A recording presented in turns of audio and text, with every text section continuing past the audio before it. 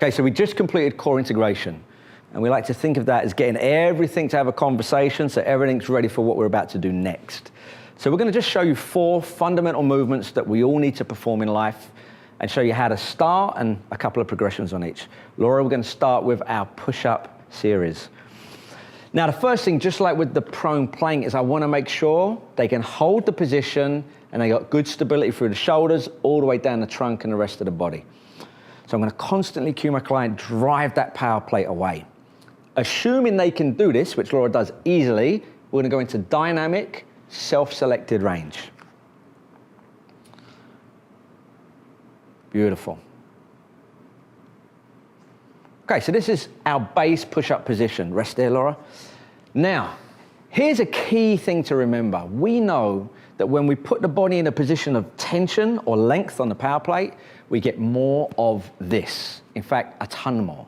So one of the great things about vibration training is I can turn the intensity up or down, not only through frequency and amplitude, but by changing your position. And the way we're going to do that is I'm going to ask Laura to go to our mid-range or just a little deeper.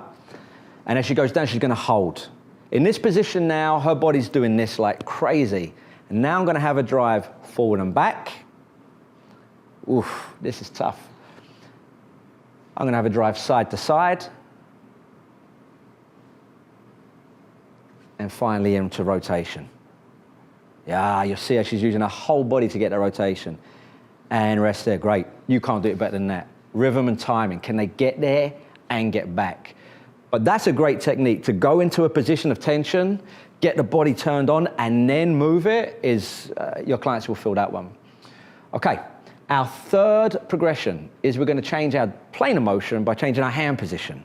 So in the sagittal plane, we can have right forward or left forward. So Laura's going to do a couple of push-ups with each of these hand positions. Yeah. As simple as that hand shift is, it completely changes chain reaction in the body. And you'll definitely find, in most of you, one side a bit stronger than the other. Okay, now to change the frontal plane, we're going to go narrow. A couple of push-ups there. Which makes it look too easy, really. And then we can go wide in that frontal plane. Beautiful. Very different response. And then finally, we can go internal or external. We can rotate in or we can rotate out. You'll find with internal, you won't go as deep for most people. Again, it should be self-selected. And finally, external. I think Laura could go all day. Okay, and rest, great job. So there you go. Started with the hold, dynamic. Number 2, pre-position, change your direction. Number 3, change your hand print. Okay, after the push, we're now going to do a lower body push, which is our squat. You notice here we've taken the pad off. We really want the body to be receiving all of that vibration. We use the pad when we've got elbows, joints, or hands, because it's just not comfortable for people. But ultimately, we want to get that pad off. Laura's going to start in a base squat position, self-select. For Laura, that looks like it's going to be down the train tracks. Now, here's the key. You do not want to stand all the way up. It's not dangerous or bad for you, but you will feel it in your head and it's not comfortable. So to get the benefit from this, we're going to go somewhere between our base position or our deepest and 3/4 of the way up. Okay. So Laura's going to give us some dynamic squats in her self-selected range, just short of coming up to the end.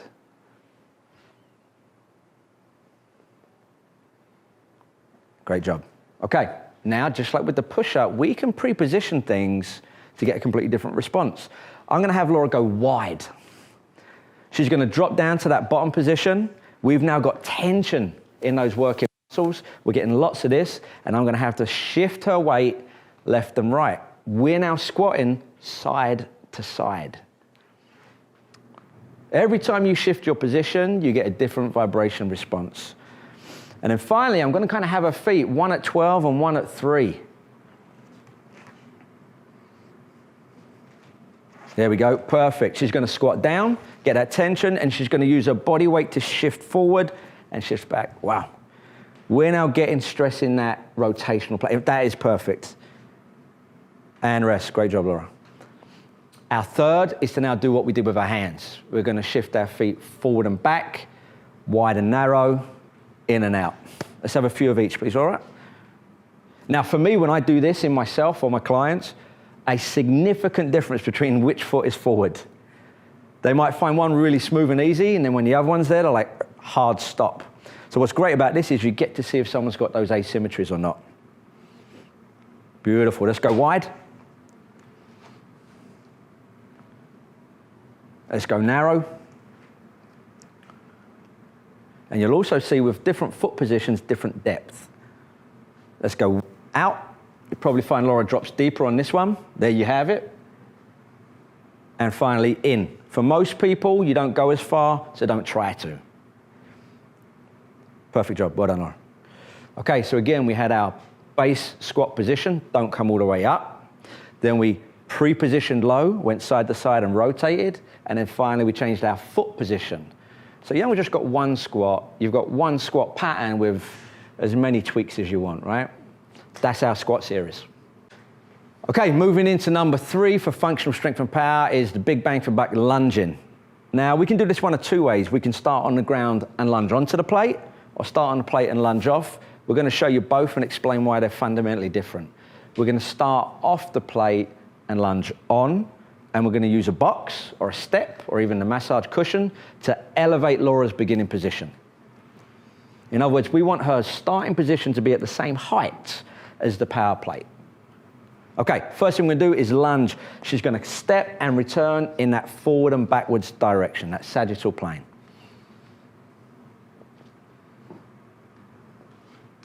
Beautiful. Now, in order to change that lunge, all we're going to do is have Laura face forward, and she's going to go side to side, this time with the left leg. And again, you'll see those toes are perfectly down the train track. She's zipped up, and she's sitting in that chair. And then finally, we're going to slightly turn her that way, and we're going to rotate as we lunge onto the plate. Wow. And you'll see those hips really opening up, completely different to the other 2 directions. One more. Great job. Okay, that's our basic lunge. But when you're off the plate and lunging on, you get vibration and then it releases. If you start on the plate, that leg is constantly in contact with the power plate. So let's have you start on the plate, and we're going to have you lunging off the plate. Laura, ready? Beautiful. You'll see now that that stance leg is always in contact with the power plate. There is no relief. So just know that even though it's the same movement pattern, a lunge forward and backwards, completely different amounts of vibration. Now, if she goes side to side, the traveling leg that's really doing most of the work is not getting any of the vibration. Now, that's not right or wrong. Could be you want the stance leg to stay home and do the work. But just understand, lunging on versus off, completely different. Both are great movements. Okay, one other thing that we do want to show you is a split squat, which is often confused with a lunge. So we're going to have Laura just start in the box. We'll have whichever leg forward you want, Laura, and we're just simply going to go up and down. Now, very often people say that this is a lunge. It's technically actually a split squat because she's not moving her feet. She's not stepping and returning. Now, if you really want to feel maybe the most kind of vibration you can, a split squat's going to do it for you. So there you have our lunging on and off, different directions versus a split squat. Our 4th and final fundamental movement for strength and power is our pull. Now, I love showing this because people don't understand the power and the benefit of these straps. So what we're going to do is we're going to start off the plate with a bilateral pull. So Laura, let's get you going. Now, these straps are incredible. They've been designed to really transmit the vibration. So there's a couple of rules. Number 1, you want them to be as taut as possible, as tight as possible. If they get slack, the vibration doesn't transmit.